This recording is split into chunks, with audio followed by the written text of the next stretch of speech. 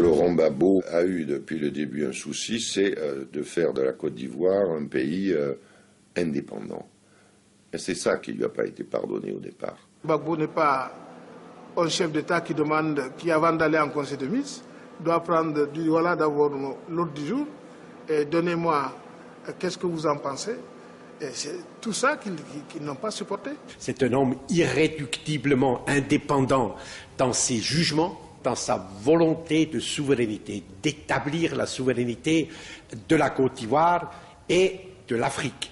Et c'est cette dernière qualité qui lui a valu des inimitiés, des haines qu'il a concentrées sur lui du président Chirac ou d'un certain nombre d'autres. Il a hérité d'un certain nombre de problèmes avant d'arriver au pouvoir.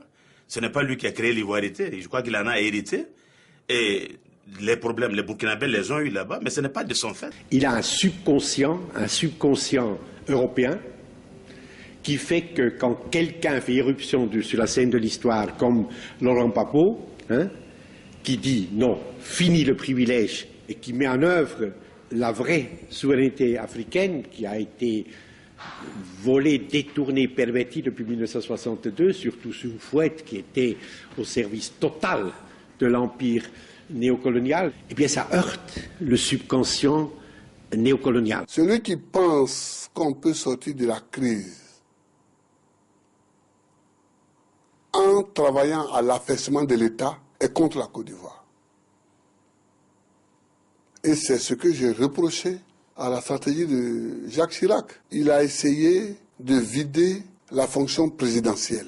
Malgré notre constitution, nous avons une constitution présidentielle. Il a essayé de transférer le pouvoir du président de la République à quelqu'un qui est tout simplement nommé par lui, à un premier ministre non élu. C'est une incongruité juridique. Tout lui a été imposé. Le cadre, les acteurs et le programme à mettre en œuvre. Mais il les a acceptés. Il n'a pas voulu la confrontation directe, mais au fur et à mesure, progressivement, avec les premiers ministres successifs, que ce soit Seydou Diarra ou Konan Banny, il a montré dans l'application les limites justement de ces accords de Marcoussis. Quiconque, au nom des intérêts idéologiques ou des intérêts économiques, veut nous asservir, nous trouvera debout. Cette, je dirais, révolte africaine pour plus de respect, pour plus de dignité et pour une souveraineté effective, cette révolte-là ne plaît pas à beaucoup de puissances occidentales qui ont inscrit leur avenir dans l'exploitation des États faibles, qui ont inscrit la préservation du niveau de vie de leur population dans l'exploitation à vil prix des matières premières des pays du tiers-monde et qui voient, je dirais, cette revendication de souveraineté et d'indépendance comme une menace pour leurs intérêts.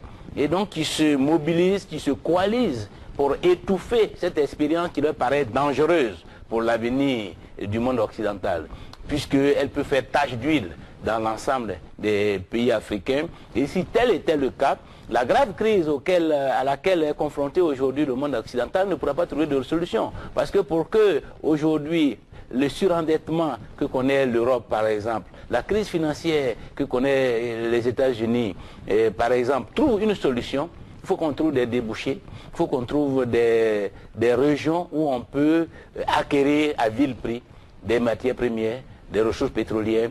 Il faut que dans le combat et dans la confrontation face à la Chine et à l'Asie qui émergent, il faut qu'on puisse préserver l'Afrique comme une chasse gardée et bloquer les initiatives chinoises. Et cela fait qu'aujourd'hui l'Afrique est un enjeu pour l'avenir de la civilisation occidentale. Et donc la crise en Côte d'Ivoire et le positionnement des uns et des autres, il faut l'analyser par rapport à cette géopolitique internationale. Et donc par rapport à ça, il y a ces puissances qui se coalisent, mais nous avons une obligation de résister.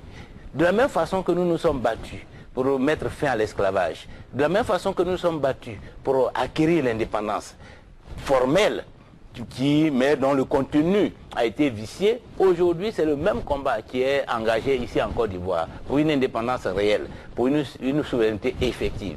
Et pour que l'Afrique puisse exercer de façon responsable l'autorité sur l'ensemble de ses ressources, sur son territoire, et puisse donc se prendre en charge et, je dirais, s'assumer totalement, se faire respecter sur la scène internationale. Et je crois que c'est ce combat, et le combat qui est mené contre les institutions de la République de Côte d'Ivoire, c'est un combat contre la souveraineté de la Côte d'Ivoire, et nous devons nous mobiliser pour ce battre. Donc, le combat du président Laurent Gbagbo continuera jusqu'à ce que cet objectif soit atteint, à savoir que la Côte d'Ivoire est respectée. La Côte d'Ivoire est considérée comme un pays adulte. La Côte d'Ivoire, la souveraineté nationale est respectée et les institutions de la République de Côte d'Ivoire sont respectées. Leurs décisions sont prises comme des décisions émanant d'un peuple souverain.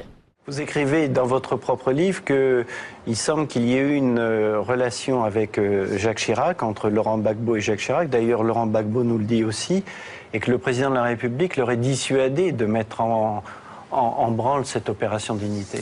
C'est intéressant comme épisode, c'est la veille du commencement de l'opération Dignité, c'est-à-dire le 3 novembre. Il y a eu un coup de fil du président Chirac devant témoins. Je crois qu'il y avait son chef d'état-major de l'époque et Michel Barnier, qui était ministre des Affaires étrangères, qui ont assisté à la discussion. Et donc Jacques Chirac, informé des préparatifs d'une opération militaire en Côte d'Ivoire, aurait essayé de dissuader Laurent Gbagbo de passer à l'acte.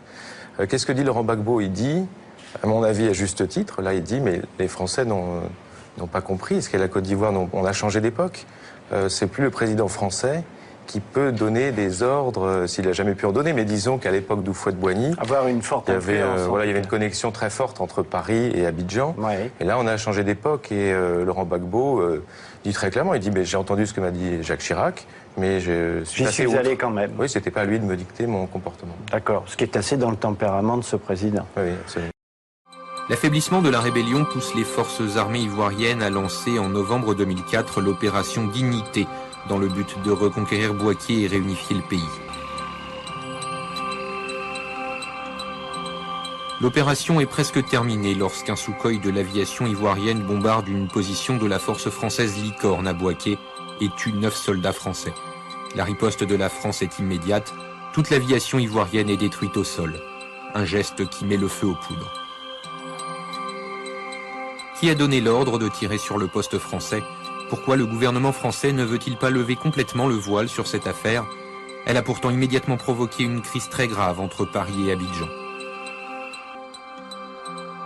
La destruction de l'aviation ivoirienne déclenche à Abidjan une immense manifestation contre l'armée française. Les soldats français semblent incapables d'endiguer la colère du peuple ivoirien qui s'en prend aussi aux civils français. Ils ouvrent le feu. Une 60aine d'Ivoiriens sont tués autour de l'hôtel Ivoire et sur le pont Charles de Gaulle.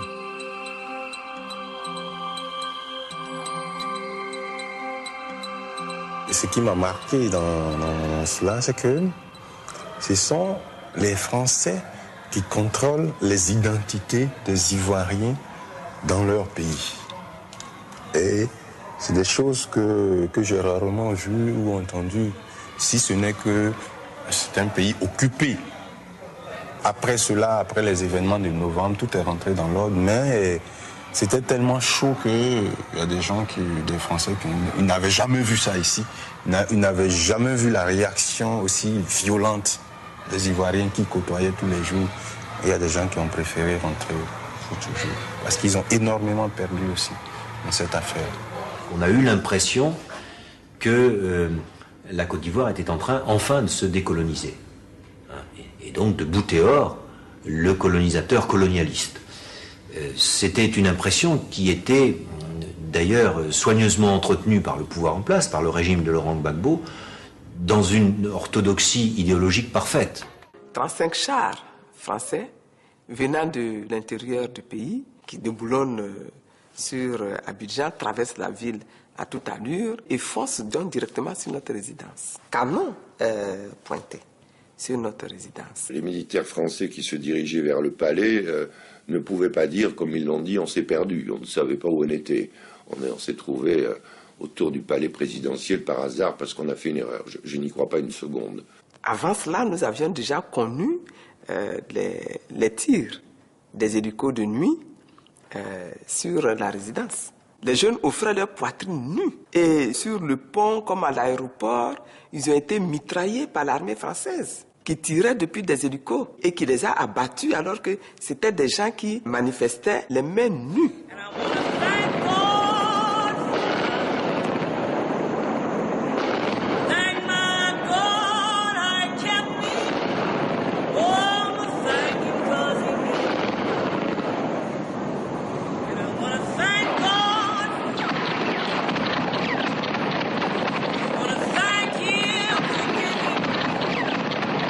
Des amis sont venus me proposer de me faire évader pour aller me faire dormir ailleurs. J'ai dit non. Il ne sera jamais dit que Gbagbo était un fuyant et qu'on l'a arrêté ou qu'on l'a abattu. Non. Si Gbagbo doit tomber, il tombera dans la maison où il travaille.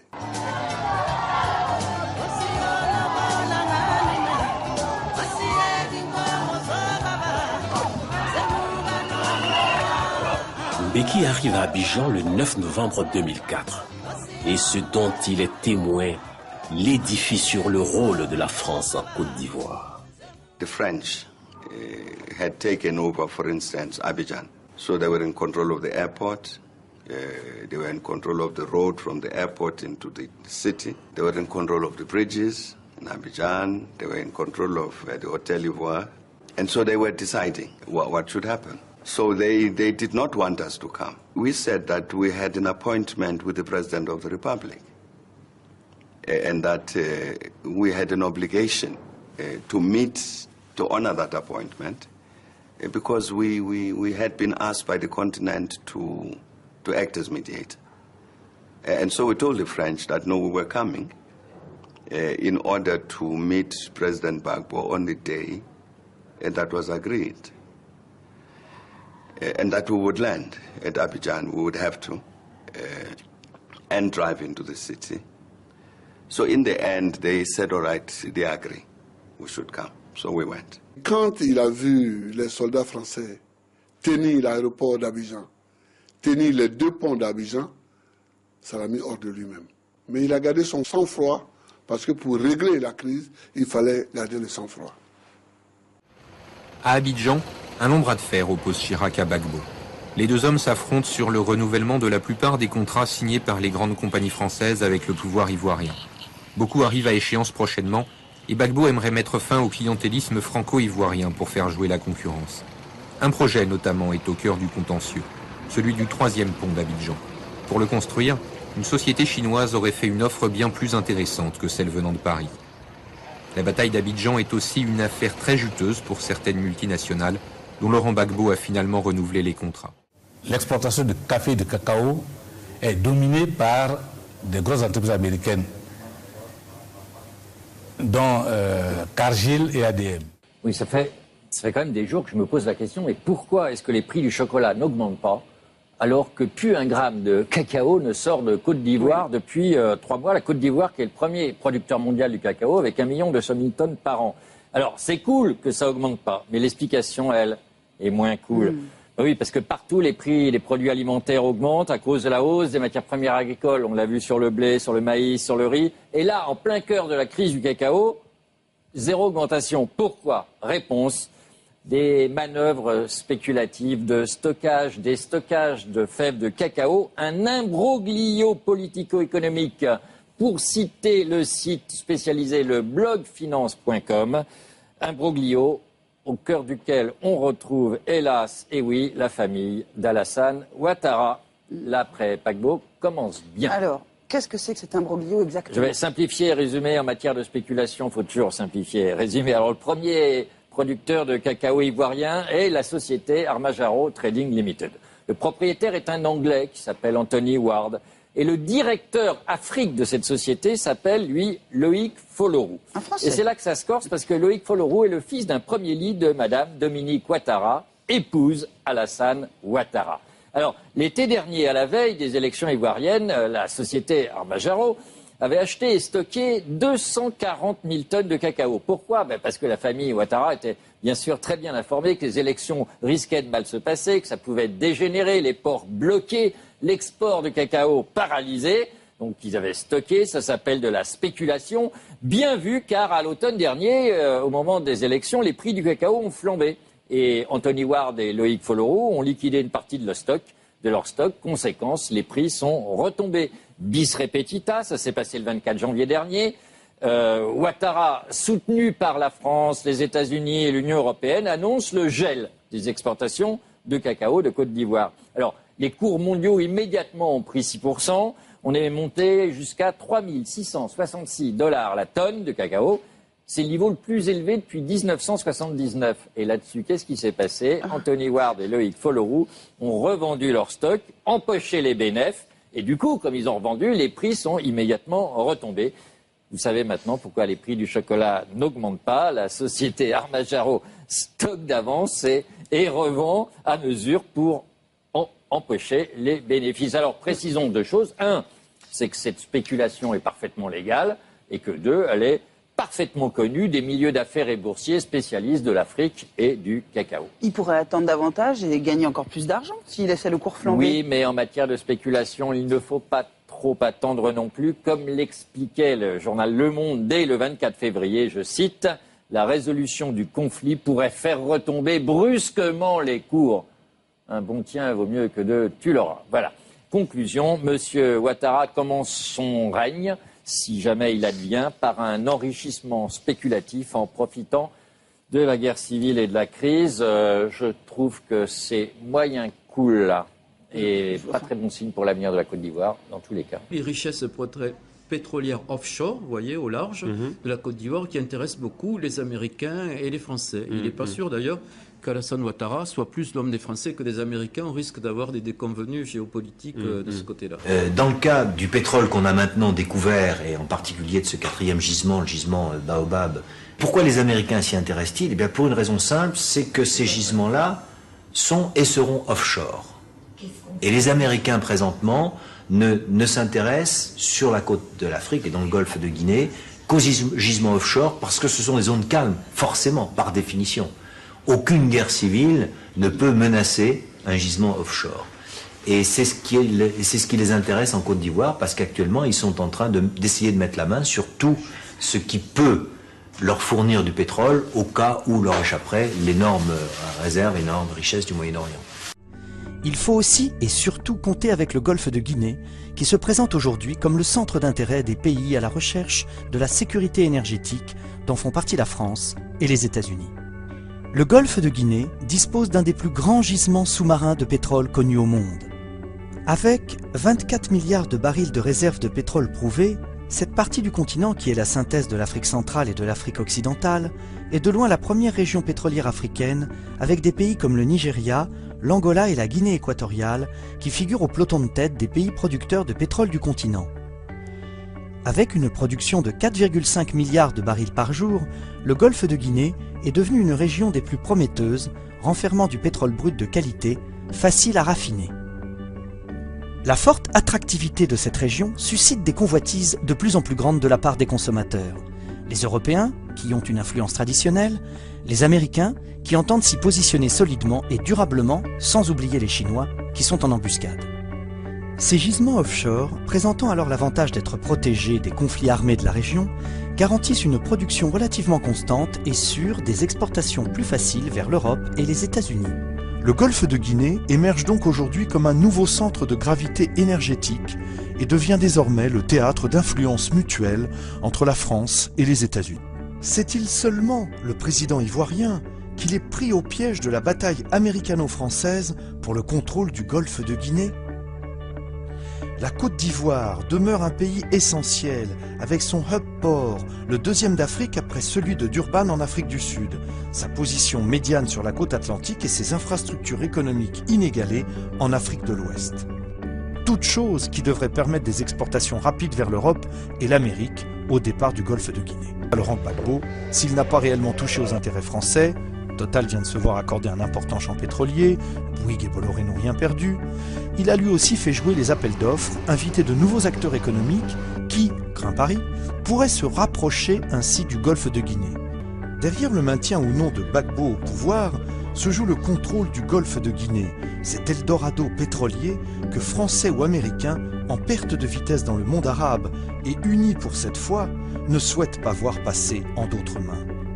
À leurs yeux, Alassane Ouattara, ami personnel de Sarkozy, ancien directeur du FMI, gestionnaire libéral, représente un interlocuteur beaucoup plus crédible que Gbagbo le nationaliste. En Côte d'Ivoire, vers la fin des années 70, le premier président, Houphouët, déguste sa première coupe de champagne, le sous-sol de son pays, selon des découvertes en sa possession, renfermant du pétrole de meilleure qualité, à faible teneur en soufre, un brut doux fort apprécié par les économies américaines et européennes. Le vieux Houphouët, affectueusement appelé le vieux crocodile, un homme d'État très averti qui connaît les appétits voraces des prédateurs du pétrole, refuse de se lancer tout de suite dans une politique d'exploitation de l'hydrocarbure. Sa longévité politique en dépendait, confiait-il.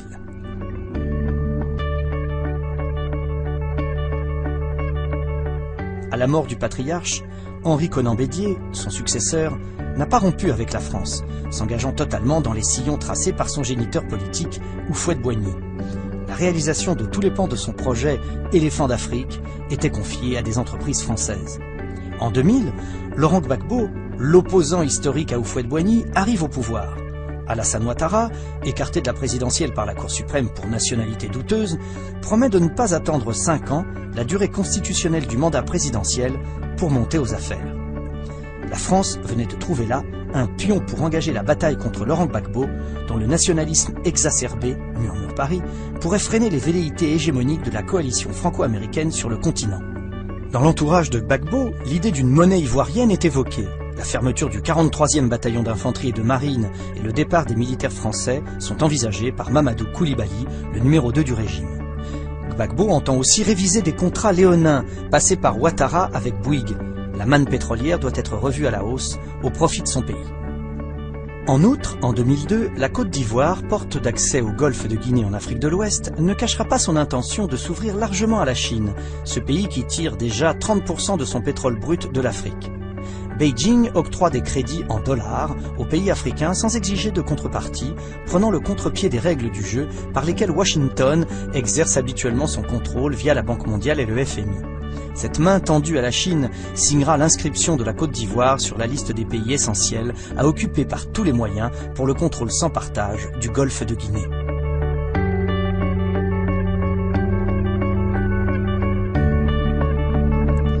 Deux ans plus tard, en 2002, le pays est déchiré par une rébellion particulièrement violente préparée par Paris et le Burkina Faso. Suivront alors des appels incessants avec un flot de justifications douteuses à des interventions humanitaires. La coalition franco-américaine n'attendait pas mieux. La stratégie de l'occupation militaire est en passe de fonctionner avec Paris au devant. Et je vous assure que ce n'est pas quelque chose de facile. La Côte d'Ivoire a été attaquée aussi parce que elle a souhaité être souveraine. Figurez-vous que avant que Gbagbo n'arrive au pouvoir,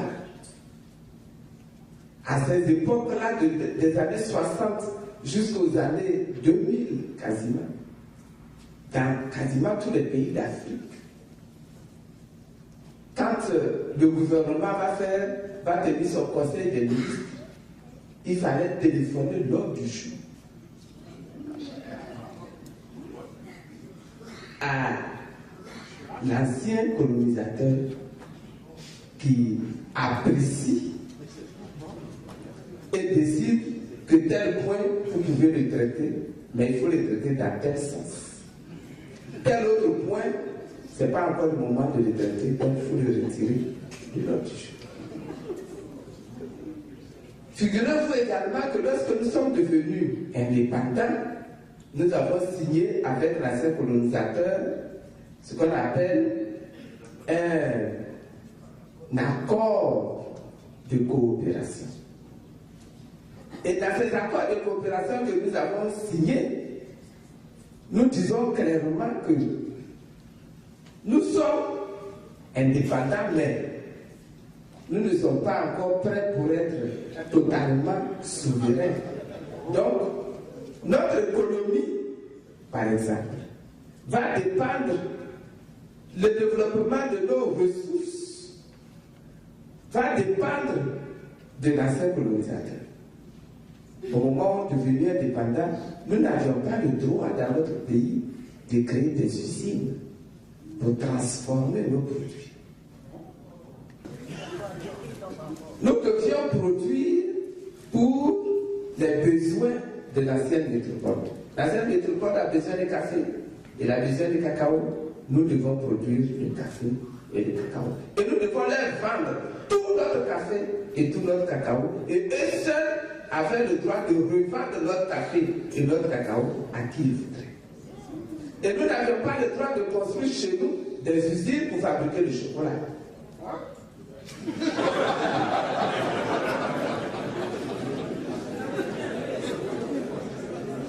Nous avons des ressources minières. Mais nos ressources minières, nous avons l'or, nous avons. En Côte d'Ivoire, vous savez que nous avons de l'or. Nous avons beaucoup d'or en Côte d'Ivoire. Nous avons de l'or, nous avons du pétrole aujourd'hui, nous avons découvert que nous avons du pétrole, nous avons du gaz dans notre sol, nous avons du fer. À l'ouest du pays, dans les montagnes, nous avons du fer. Nous avons des manganèses. Nous avons des manganèses vers chaque ville, là, mais nous avons du manganèse également à Bandoukou et nous avons du manganèse également à Odjidé. Nous avons du manganèse. Nous avons de la bauxite. Nous avons du diamant. Nous avons même de la tartalite. Nous avons un sous-sol qui est très riche. Ok?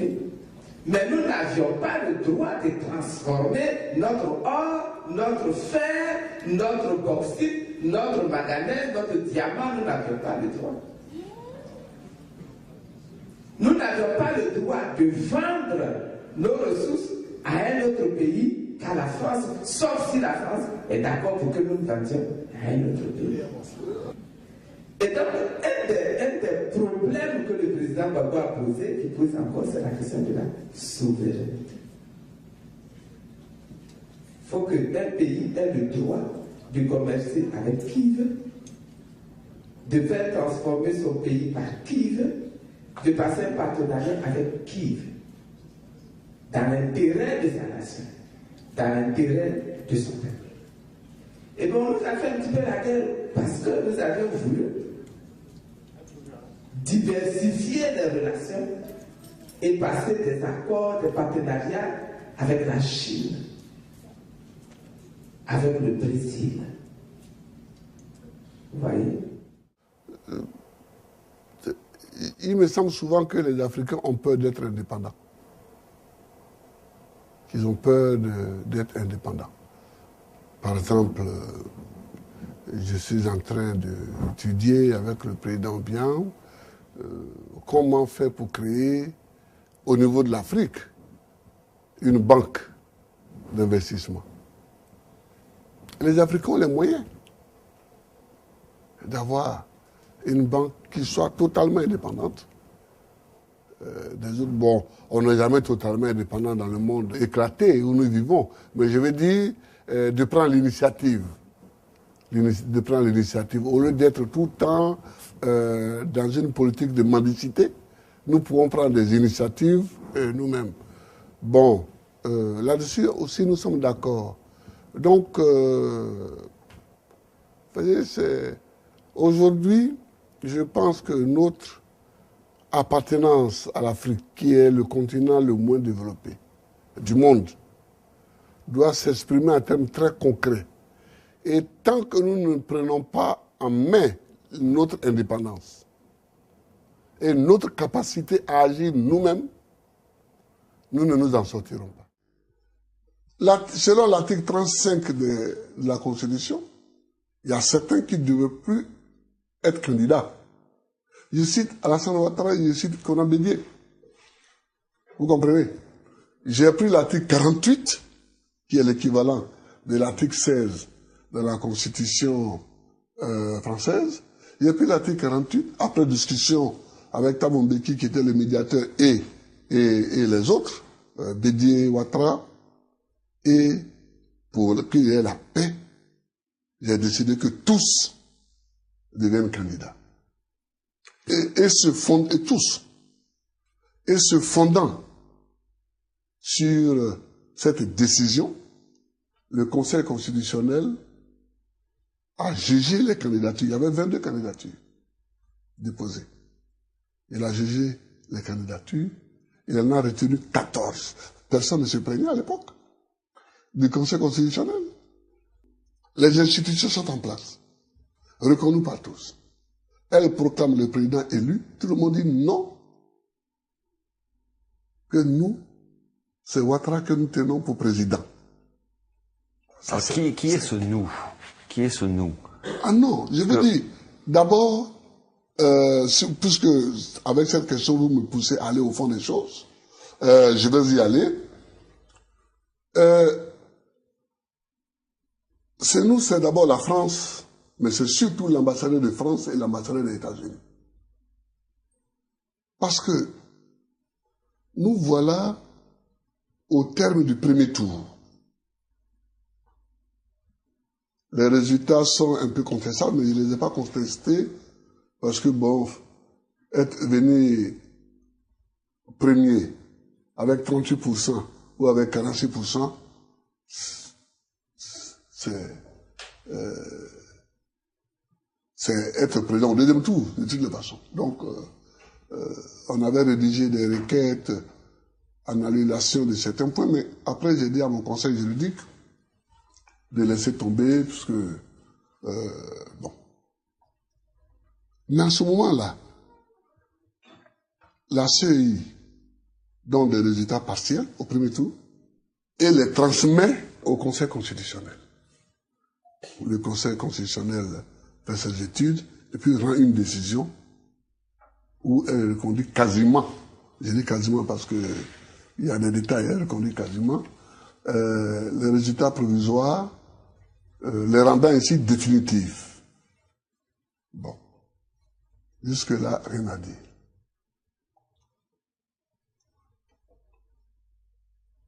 On va au deuxième tour.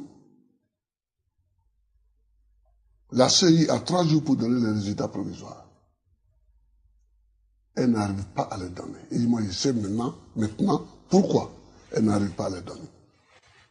Elle ne les donne pas. Même à minuit moins le quart, le président de la CEI, M. Youssouf Bakayoko, intervient même à la télévision parce qu'on lui dit que TV5 aurait publié et il fait une mise au point nette pour dire nous, CEI, nous n'avons donné aucun résultat provisoire. À minuit moins le quart, vous pouvez à la RTI visionner. Voilà.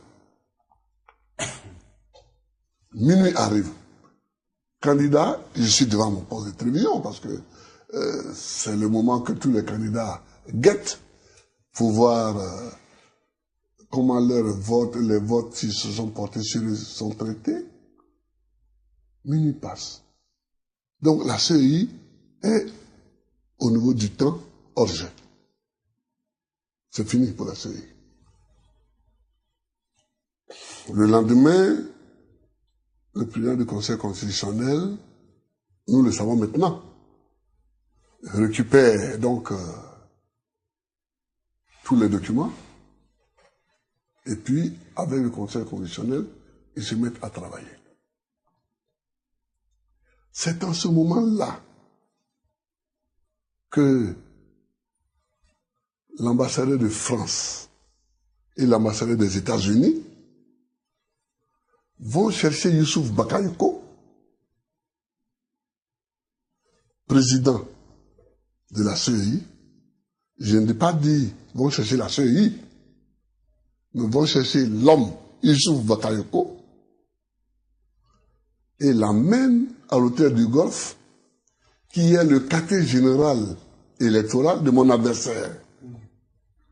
Il faut le savoir et il faut le dire ça. Et là-bas, alors que toute la presse ivoirienne est à la CEI, Youssouf Bakayoko se trouve hors temps, hors délai, et tout seul, ce qui en soi est grave parce que la loi dit formellement que s'il doit prononcer des résultats, proclamer des résultats, il le proclame dans la composition totale de la CEI. Ceci pour une raison simple, parce que la CEI était micmac, c'est des partis qui se retrouvent là-bas, donc bon. Ils se retrouvent tout seuls et on apprend qu'il y a une télévision étrangère sur laquelle il aurait donné des résultats qui donnent Ouattara vainqueur.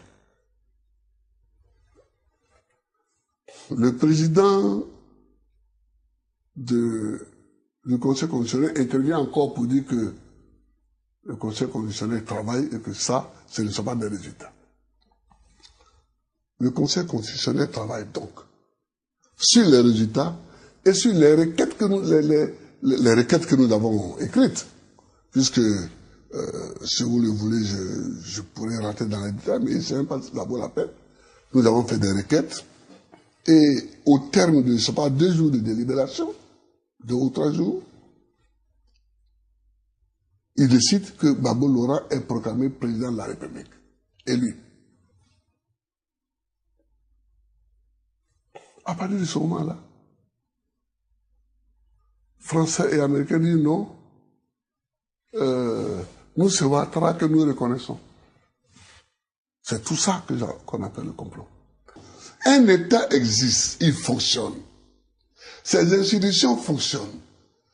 Ces institutions régulières proclament celui qui est élu. C'est-à-dire les institutions dont c'est la fonction. Proclament celui qui est élu. Et puis eux, ils disent non, non, non, nous c'est l'autre que nous reconnaissons. Où est leur problème? Je veux dire, en quoi notre élection est leur problème? C'est-à-dire que quand les gens se détachent des faits, c'est qu'ils ne veulent pas la vérité. Quand les gens se détachent des faits, c'est qu'ils ne veulent pas la justice. Or, ces conflits sont créés par des gens qui sont étrangers à nous. J'ai lu attentivement la déclaration de l'Angola, ils ont raison sur ce point.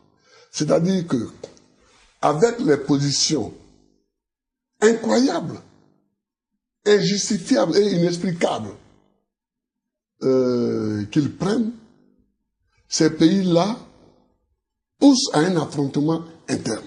C'est-à-dire qu'aujourd'hui,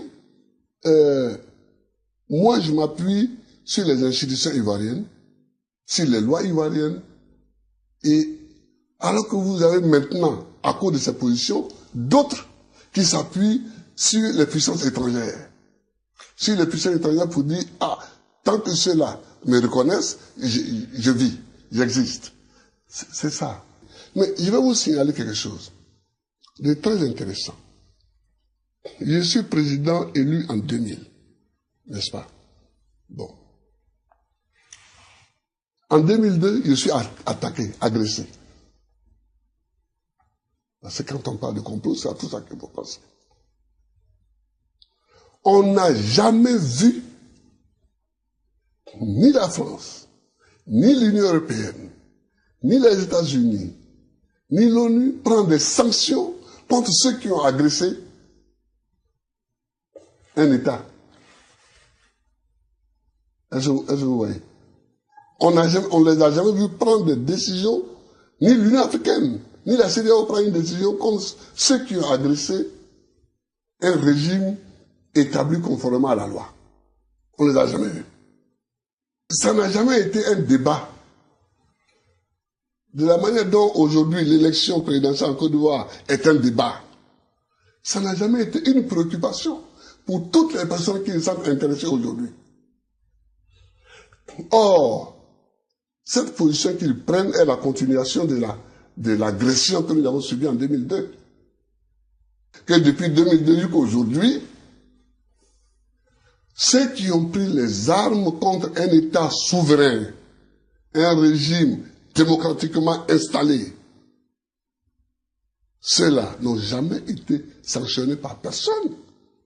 En ce moment-là, tout le monde a fait l'aveugle, tout le monde a fait le sourd, et tout le monde a fait le muet. comme le singe de la parabole. En 2000 déjà, quand j'ai pris le pouvoir, parce que les mêmes gens, les mêmes personnes n'étaient pas contentes qu'ils soient au pouvoir. C'est pas un phénomène nouveau. Ils avaient sorti les charniers, il y a des charniers à Épougon, il y a des assassinats. Donc, bon, nous avions demandé à l'ONU de venir faire une enquête. Elle avait fait l'enquête. Nous-mêmes, nous avions donné des réponses. RSF aussi et FIDH avaient fait des enquêtes. Et puis, il y a un rapport du comité de suivi des victimes. Donc, tout est là-dedans. Je veux dire, quand le débat a lieu sur les élections et que les gens n'ont plus d'arguments pour justifier leur position, parce qu'aujourd'hui, le débat principal, c'est quoi? C'est Gbagbo et Ouattara sont candidats au deuxième tour de l'élection présidentielle. Qui est élu? C'est ça qui est le fond du débat, c'est ça qui est le débat. Qui est élu? Qui est élu selon les institutions? D'abord, qui est élu par le peuple ivoirien? Donc, qui est proclamé élu par les institutions ivoiriennes? C'est-à-dire, qui est élu par le peuple ivoirien? Et qui a été proclamé élu par les institutions ivoiriennes? C'est ça qui est le fond du débat. Alors, quand ce débat gêne, comme en 2000, on glisse dans un autre débat sur les droits de l'homme. Ah oui, il y a eu des morts, il y a eu des charniers, mais nous ferons front. Je constate la similitude du comportement entre 2000 et 2010. Je vois la même chose exactement. Parce qu'en 2000, il y en a qui ont contesté mon élection et qui ont essayé de la faire endosser par l'Afrique. Et le Nigeria d'Obasanjo et l'Afrique du Sud de Thabo Mbeki avaient même demandé l'annulation des élections, la reprise des élections. Je leur ai envoyé des gens pour dire que c'était irréaliste. Attendez. Donc, après ça, on est passé, ah oui, il y a des charniers, il y a des gens qui sont morts, tout et tout. Nous avons fait front. Je vais demander au ministre de la Justice de mettre tous les procureurs pour faire des enquêtes. Nous avons ici des enquêtes sanitaires des ministères de la Santé sur les gens qui sont blessés, les gens qui sont morts, bon, etc. Nous avons, mais il n'y en a pas plus que ce que nous avions dit. Bon, mais il y a beaucoup de blessés, et des blessés par balle blanche, des forces de l'ordre qui sont morts aussi par balle, par arme blanche, tout et tout. Bon, donc, nous avons nos documents. On n'a pas peur de ce débat. Pour synthétiser votre... il y a un complot qui vise à, depuis 2000... à installer Ouattara au pouvoir. C'est ça que je vous dis. Qu'il y a des puissances extérieures à l'Afrique dont je ne sais pas pourquoi, je ne sais pas quel est le contrat qu'il y a entre eux. Donc ça, c'est pas à moi qu'il faut le demander. Mais dans le rêve, c'est de mettre Ouattara au pouvoir. Mais sachez seulement que quand nous faisons les réunions de l'Union africaine, c'est là-haut. Les représentants des pays occidentaux sont toujours plus nombreux dans les couloirs que les représentants des pays africains. Ils sont toujours dans les couloirs, très nombreux. Et pour vous donner un exemple, quand nous sommes réunis à Sharm el-Sheikh il y a, je crois, 2 ans ou 3 ans, et il y avait à l'ordre du jour le problème du Zimbabwe. Il y avait tellement d'Européens dans le couloir de la salle de conférence qu'un chef d'État africain a pris la parole pour dire, écoutez, les Européens font une pression tellement grotesque que nous décidons de soutenir Mugabe. Les pressions sont énormes sur tous les chefs d'État que moi j'ai eu au téléphone, africains, me disent la même chose. Ils disent, on n'en peut plus. On n'en peut plus. Il y a un mec qui m'a dit, je reçois après 3 coups de téléphone par jour au moins de l'Élysée. Aujourd'hui, l'ONUCI et son chef se sont montrés partisans. Or, la manière dont on les désignait ici, l'ONUCI et la force du Congo, on disait les forces impartiales. Dès l'instant où on voit que ces forces-là deviennent partisanes. Il y a d'un côté une légitimité nationale, constitutionnelle et institutionnelle, qui est tellement vraie que Alassane Ouattara, auréolé de sa possible victoire, est allé écrire à qui? Au Conseil constitutionnel. Le président Nicolas Sarkozy, vous pouvez le vérifier sur le site de l'Élysée, en date du jeudi 2 décembre, dit qu'on n'attend plus que la validation et la proclamation par le Conseil constitutionnel. Là, moi, je ne peux pas être plus royaliste que le roi. Sarkozy attend le Conseil constitutionnel pour pouvoir dire ensuite qu'il préfère la commission électorale indépendante. C'est une position française ancienne, depuis une trentaine d'années, c'est-à-dire que les élections, quand elles ne nous conviennent pas... Vous êtes en train de dire en substance que les résultats étaient connus d'avance, en tout cas la volonté de voir un candidat élu était connu ou était voulu d'avance. Je vous donne un exemple. Vous savez qu'il y a un film qui est passé sur France Télévisions qui s'appelle La France-Afrique, qui a fait beaucoup de bruit puisqu'il est, par une de ces ironies de l'histoire, il a été absolument contemporain à la fois de l'élection de Blaise Compaoré, réélu quand même après 23 ans déjà de règne. Ça ne dérange personne. Il faisait suite à Ali Bongo, à Faure Gnassingbé, tout ça qui n'ont dérangé personne. Mais le fait que les élections en Afrique soient pas toujours bien organisées ou démocratiques, c'est un fait. Mais là, sur le cas ivoirien qui nous intéresse... Oui, je finis sur ce film. Oui. Il a été projeté en avant-première dès octobre à Paris. Dans ce film-là, quand il a été diffusé, à la fin du deuxième volet, on entend Alassane Ouattara a gagné les élections. Un film qui a été réalisé avant octobre, qui n'a pas été proposé à la diffusion avant octobre, mais qui en octobre l'a été, annonce la victoire de Ouattara dedans. Bon, expliquez-moi comment c'est possible techniquement. Le Conseil constitutionnel est le seul habilité à proclamer, et deux ambassadeurs, l'ambassadeur français et l'ambassadeur des États-Unis, sont venus extraire M. Bakayoko de la CEI pour l'amener à l'hôtel du Golfe. Et vous imaginez, Ahmed, que les résultats de l'élection française puissent être donnés au Crillon ou au Meurice? Ça aurait quel sens?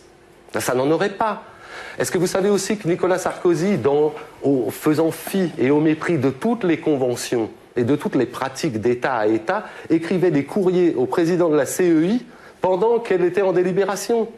L'ambassadeur, c'est tellement vrai que l'ambassadeur de France, Jean-Marc Simon, continue encore aujourd'hui de s'excuser. Aujourd'hui, sa volonté de ne pas s'ingérer, en tout cas, pour concerne les troupes françaises. Vous rigolez ou quoi? Après avoir dit, c'est celui-là qui a gagné, maintenant il dit, je m'ingère plus. Mais il n'est pas le seul à dire celui-là. Ah oui, mais c'est pas parce qu'il n'est pas le seul qu'il n'est pas fautif. Toute la communauté internationale l'a dit. Mais non, pas toute la communauté internationale. Les États-Unis le disent. Ça fait pas la communauté internationale. Est-ce que vous savez que l'Afrique du Sud est devenue, hier matin, membre du Conseil de sécurité? Vous pensez que l'Afrique du Sud condamne Gbagbo et réclame et sollicite la victoire de Ouattara? Vous savez bien que non. La Chine ne tient pas ce discours-là, la Russie ne tient pas ce discours-là.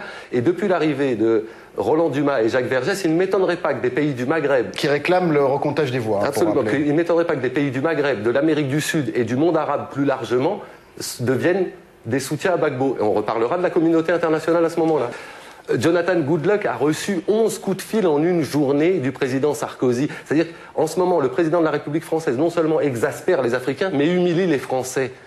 C'est pas possible qu'un président français appelle 11 fois, sinon un boy, un employé. On ne peut pas appeler 11 fois dans la journée pour insister quelqu'un qui est votre homologue, qui est votre équivalent. Et puis, entre nous soit dit, vous ne pensez pas que le Nigeria a d'autres soucis à régler en ce moment qu'aller faire la police en Côte d'Ivoire, eux qui ne sont pas capables de la faire chez eux, où les affrontements entre chrétiens et musulmans sont sanglants, et probablement dans des proportions plus importantes qu'en Côte d'Ivoire en ce moment? Alors, l'armée régulière a contre-attaqué.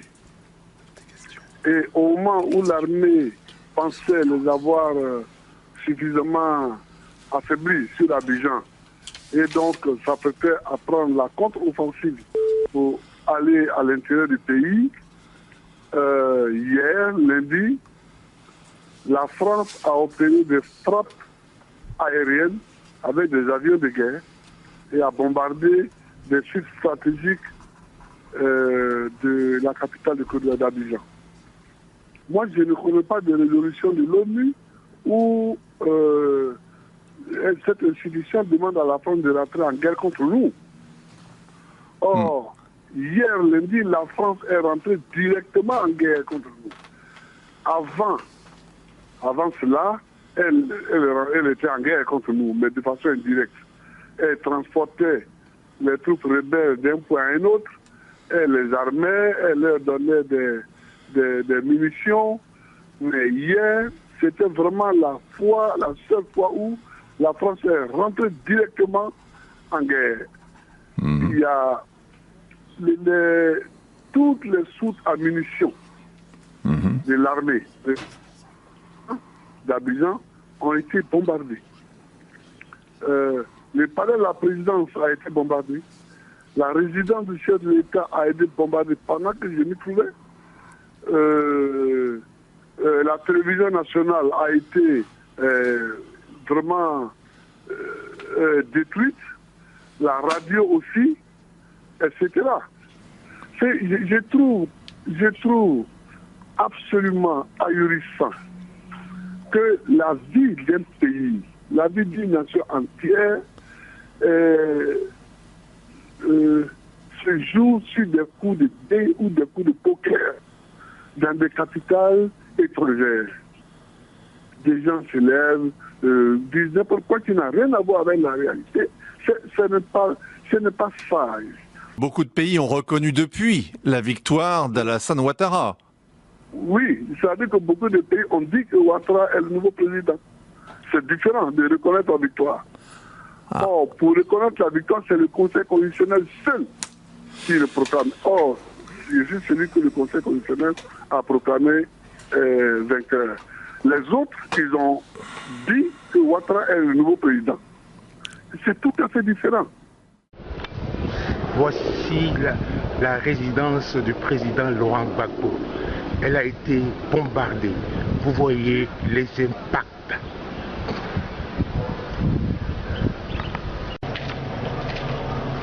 Le marbre a été entièrement foudroyé et concassé. Les véhicules saccagés et brûlés. Voici la signature de la force Licorne, ici à la résidence du chef de l'État. Nous sommes ici à la cuisine. Elle aussi n'a pas échappé à la violence meurtrière des hommes de Sarkozy. L'armée française a utilisé également des bombes incendiaires. Même le gazon n'a pas échappé à la furia des hommes de Sarkozy. Ce char a été bombardé par la force Licorne.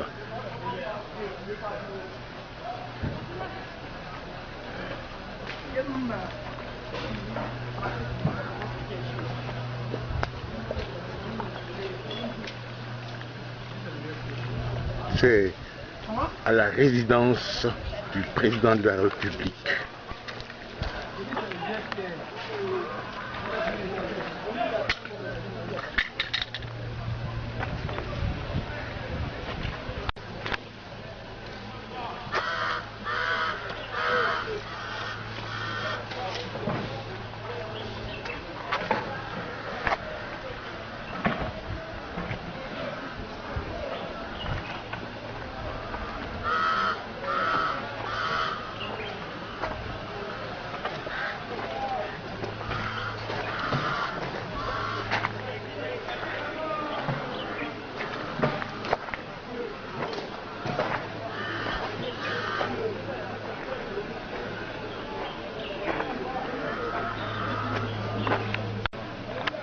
Je suis ici à la résidence du président de la République, son Excellence Laurent Gbagbo.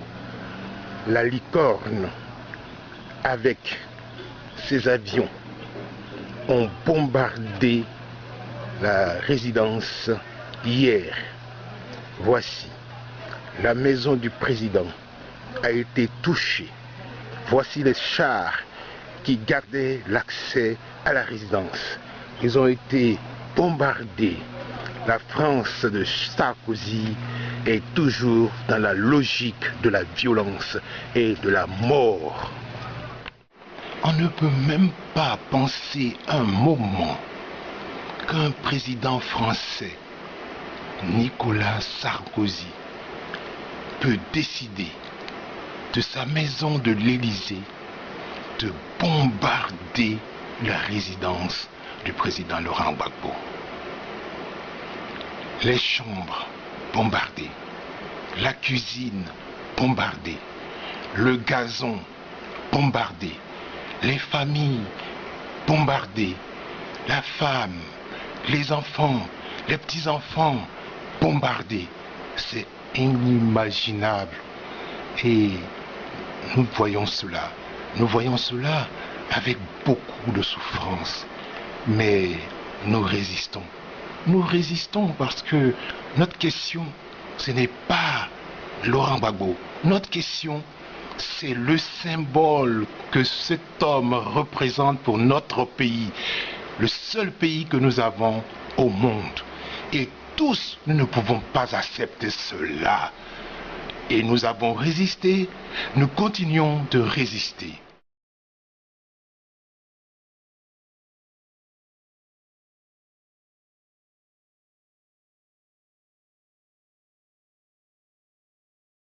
Côte d'Ivoire, terrain de jeu de la France et de l'ONU. Ouais. Parce que vous estimez qu'il y a eu un jeu de dupes ou qu'il y avait un parti pris de la part de la France et de l'ONU sur le terrain? Le parti pris, dès le début de la crise électorale, on l'a vu. On se rappelle que Sarkozy a téléphoné à Gbagbo en lui demandant de rendre le pouvoir. On se rappelle que la fameuse phrase de Choy, j'ai certifié qui avait gagné les élections, mais je n'ai pas certifié le président ou le vainqueur. Enfin, c'était une phrase un peu ambiguë. Donc oui, ils avaient un parti pris. Maintenant, plus grave, ils ont quand même aidé Ouattara à lancer la guerre et à faire la guerre à Abidjan. Ils ont aidé Alassane Ouattara à taper sur sa propre armée, ce qui lui pose aujourd'hui des problèmes, parce que Alassane Ouattara n'a toujours pas d'armée. Et donc, oui, ils ont été très très présents. Ils ont été présents dans la création de l'armée et des FRCI. Ils ont été présents dans l'arrestation de Gbagbo. Ils ont été présents en coulisses tout le temps, et puis ils ont été présents à l'ONU pour faire voter la résolution 1975 qui va permettre de détruire les armes lourdes de Gbagbo. D'accord. Donc ils ont été très présents. Le président Gbagbo a été arrêté dans ces conditions-là. Il n'aurait jamais été arrêté par les FRCI qui étaient en déroute à Abidjan. Et si le président Sarkozy en France n'avait pas décidé dans un conseil spécial le 2 avril d'entrer en guerre, le président Gbagbo serait toujours au palais à Abidjan. Les FRCI étaient détruites le 2 avril. Et sans l'armée française, il n'y arrivait pas. Les FRCI, pendant la bataille d'Abidjan, n'ont gagné aucune bataille et n'ont repris aucun site stratégique. J'étais à Abidjan pendant la guerre. J'ai suivi tous les événements pendant la guerre. Le 11 avril, les FRCI n'avaient repris aucun site stratégique. Ni la RTI, ni le camp Agban, ni le camp d'Akwedo, rien. D'accord ? Donc, c'est effectivement les forces françaises qui sont venues arrêter Laurent Gbagbo dans sa résidence. Les FRCI n'ont jamais pu entrer dans le périmètre de la résidence. Et donc, c'est les forces françaises qui sont venues. Les FRCI étaient même en retard. Et donc, les forces françaises ont gardé Laurent Gbagbo et les siens à l'intérieur de la résidence. Ils ont attendu que les FRCI arrivent. Et une fois que les FRCI étaient là, les résidents du bunker, de ce qu'on a appelé le bunker, sont sortis. À force de chercher dans le camp militaire de Port-Bouët, nous avons trouvé un Français qui réagisse sans ambiguïté à l'arrestation de Laurent Gbagbo hier. Je pense que c'est très positif. Et j'espère que ça va permettre aux activités de reprendre très rapidement. D'ailleurs, Ouattara l'a promis que les activités reprendraient rapidement. Et on peut faire confiance à M. Ouattara qui a une autre éducation que M. Gbagbo. Voilà, c'est dit et ce ne sera pas répété. Même si cette opinion est largement répandue chez les ressortissants nationaux, il ne fait pas bon afficher ses préférences. Bonjour, vous ne voulez pas parler? Non, merci. Encore moins son aversion pour l'ancien président, en tout cas face à la caméra. J'ai été arrêté le 11 avril 2011 sous les bombes françaises. Président de la République, la résidence du président de la République a été bombardée du 31 mars au 11 avril. Et c'est dans ces décombres-là le 11 avril, pendant qu'on bombardait la résidence qui était déjà à terre, nous, on s'est cachés dans les trous de la résidence et une cinquantaine de chars français encerclaient la résidence pendant que les hélicoptères bombardaient.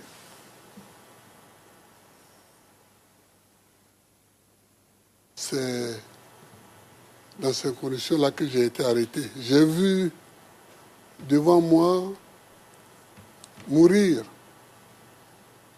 mon ministre de l'Intérieur, Tagro. J'ai vu mon fils aîné, qui est encore détenu en Côte d'Ivoire. Je ne sais d'ailleurs pas pourquoi on l'a arrêté. C'est peut-être parce qu'il est mon fils. Je l'ai vu battu. J'ai vu mon médecin personnel qui était avec moi, le docteur Blé, qui est encore à Korogo.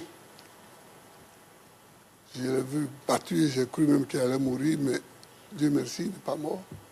Mais Tagro a eu moins de chance, le ministre de l'Intérieur. C'est dans ces conditions que ça s'est fait. Bon, je ne vais pas continuer parce qu'on n'est pas dans le procès, mais je veux dire, les conditions de l'arrestation sont celles-là. C'est l'armée française qui a fait le travail. Et elle nous a remis aux forces de Alassane Ouattara, qui n'étaient pas encore les forces régulières de Côte d'Ivoire, puisque les forces régulières travaillaient avec moi. On nous a donc amenés à l'hôtel du Golfe, qui était le siège de campagne et le siège d'Alassane Ouattara, le 11 avril. Et le 13, l'ONUCI m'a transféré, enfin nous a transféré, moi et mon médecin personnel, nous a transféré à Korogo, à peu près à 600 km au nord de la Côte d'Ivoire. J'étais logé dans une maison. J'avais un lit, un moustiquaire, une douche, donc la salle, j'avais 2 repas par jour à ma demande, parce qu'on m'avait proposé 3. Généralement, je ne mange pas 3 repas par jour, j'en mange que 2. Donc, le problème n'était pas là. Mais je ne voyais pas le soleil. Je ne savais ce qui se passe dans le ciel que quand il pleuvait sur le toit. Je ne voyais pas le soleil. J'ai vu, les quelques rares fois où j'ai vu le soleil, que quand mes avocats sont venus, et ils sont venus à cause des difficultés, rarement même Maître Altit est allé jusqu'à Korogo, il a fait 2 jours, on l'a empêché de me rencontrer. Et ça a été tout le temps comme ça, une bataille entre les avocats et mes geôliers pour que je puisse voir. Alors, c'est pas... Je pense que ça, ce n'était pas correct. Bon, là aussi, je vais m'arrêter parce que ce n'est pas une séance pour apitoyer les gens. Hein. J'essaie de décrire ce qu'il y a à dire. L'enfermement, sans pouvoir marcher, sans pouvoir voir le ciel, sans pouvoir sortir, a fait que j'ai eu de nouvelles pathologies, en plus de celles que j'avais déjà. Et je ne suis plus un jeune homme, comme vous le voyez, madame. Je ne suis plus un jeune de 20 ans ni de 30 ans. J'ai aujourd'hui 66 ans. Donc, aujourd'hui, j'ai mal à l'épaule, j'ai mal à tous les poignets, j'ai mal Ici même, quand je suis arrivé, Heureusement, on m'a fait des radios, on me donne des médicaments. Donc, voilà ce que je souhaitais dire. Sur mon transfert à La Haye, madame, moi, je suis toujours surpris par certains comportements. Si on me dit, Gbagbo, tu vas aller à La Haye, je monte dans l'avion, je viens à La Haye. Mais là encore, on nous a trompés. On m'a appelé, on me dit que je vais rencontrer un magistrat à Korogo dans le cadre de je ne sais plus quelle affaire. On a attiré mes avocats là-bas. Et pendant qu'on discutait, le juge d'application des peines est arrivé avec un papier que je n'ai d'ailleurs pas lu. Voilà le mandat d'arrêt. Donc, immédiatement, il faut qu'on fasse une séance. Ils ont improvisé là, alors que mes avocats n'étaient pas préparés à ça. Alors que moi-même, je n'étais pas préparé à ça. Ils ont improvisé là une séance de jugement pour que la Cour donne son autorisation à mon enfermement. Madame, je ne regrette pas d'être là, je suis là, on va aller jusqu'au bout. Mais je veux dire qu'on peut faire les choses de façon plus normale. On n'a pas besoin de se cacher. On n'a pas besoin de... j'ai dirigé ce pays pendant 10 ans, je n'ai pas fait ça. Je n'ai pas fait ça. Et quand cette séance volée s'est achevée, mon jury m'a pris dans la voiture pour me ramener à mon lieu de détention. Et puis à un moment, je vois qu'on dépasse le lieu de détention. Alors je lui dis, mais on a dépassé l'endroit. Il me dit, non, on va à l'aéroport parce que l'aéroport n'était pas éclairé. À partir de 18h30, il faut que l'avion s'envole. J'ai dit, je vais où? En avion. Il n'a même pas eu le courage de me dire, vous allez à La Haye. Il me dit, vous allez à Abidjan. Alors j'ai ri, parce que j'avais compris. Mais c'est comme ça, je suis venu sans rien. Sauf avec mon pantalon et ma chemise. Sans rien. Du tout. Madame la procureure a dit une phrase qui m'a un peu choqué. En disant que nous ne sommes pas là pour voir qui a gagné les élections et qui ne les a pas gagnées. Mais on ne peut pas parler, on ne peut pas débattre de la crise post-électorale et ne pas savoir comment les élections se sont passées. Qui a gagné les élections? Parce que c'est celui qui ne les a pas gagnées qui a semé les troubles. Je crois que c'est ça la logique. Donc, la question est là. Qui a gagné les élections? Et donc, quand j'ai demandé qu'on recompte les voix, ce n'était pas une phrase en l'air.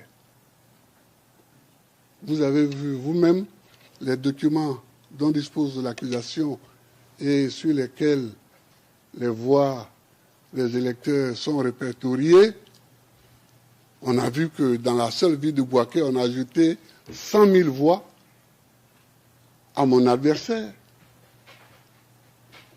Donc, madame, c'est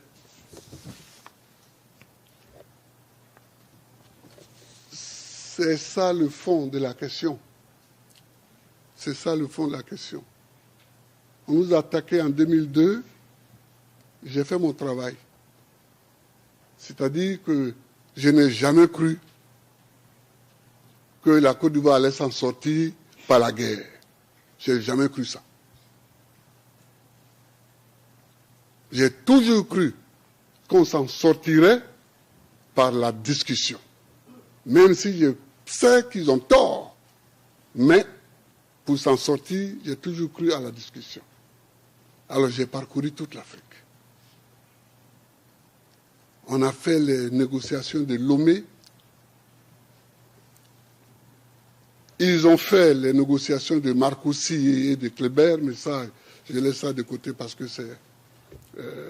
nous avons fait les négociations de Accra 1, Accra 2, Accra 3, sous la présidence de John Kufuor. Nous avons fait les négociations à partir de juin 2005 de Pretoria 1 et de Pretoria 2 sous la présidence de Thabo Mbeki. Nous avons tout fait. Nous avons tout fait.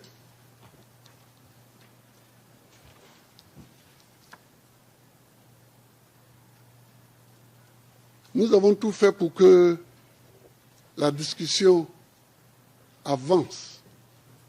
C'est à Pretoria. C'est à Pretoria que j'ai demandé à Thabo Mbeki de m'aider à trouver une solution légale pour que Alassane soit candidat. Parce que ça empoisonne la situation. C'est à Pretoria, en 2005. Nous nous sommes retrouvés, Thabo Mbeki, Konan Bédié, Ouattara et moi-même. J'ai demandé à Ouattara de faire la traduction, entre Thabo Mbeki et moi. C'est là que je leur ai dit que ça ne me gênait pas que Ouattara soit candidat.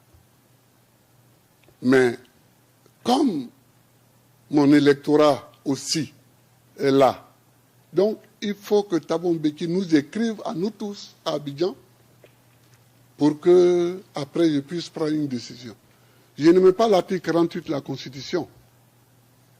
C'est comme l'article 16 de la Constitution française. Ça donne énormément de pouvoir.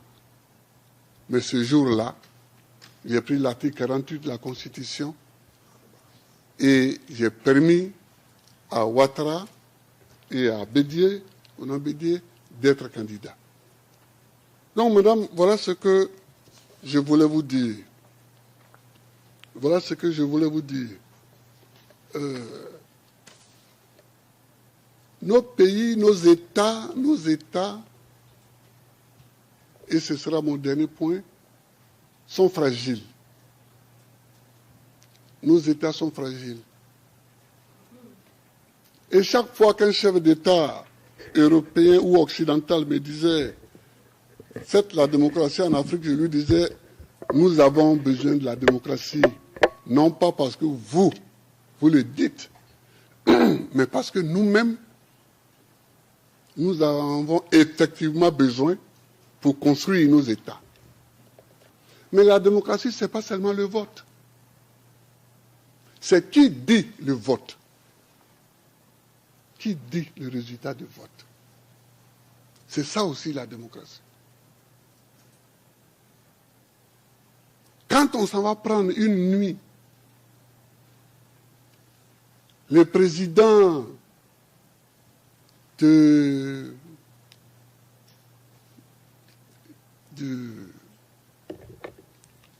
groupement électoral, qu'on l'amène dans le QG électoral d'un candidat qu'on invite une télévision étrangère, on lui dit de parler et on le filme, et on diffuse ça dès le lendemain matin, ce n'est pas très démocratique, ça, ce n'est pas la démocratie. La démocratie, c'est le respect des textes, à commencer par la plus grande des normes en droit, qui est la Constitution. Qui ne respecte pas la Constitution n'est pas démocrate. Madame, c'est parce que j'ai respecté la Constitution qu'on veut me mener ici. Alors, bon, je suis là, mais je compte sur vous. Je compte sur vous parce que je souhaite que tous les Africains qui me soutiennent et qui sont tout le temps ici devant la cour, devant la prison, qui sont dans leur pays en train de manifester, en train de marcher, tous ces Africains-là, qu'ils comprennent que le salut pour les États africains, c'est le respect des constitutions que nous nous donnons et des lois qui en découlent.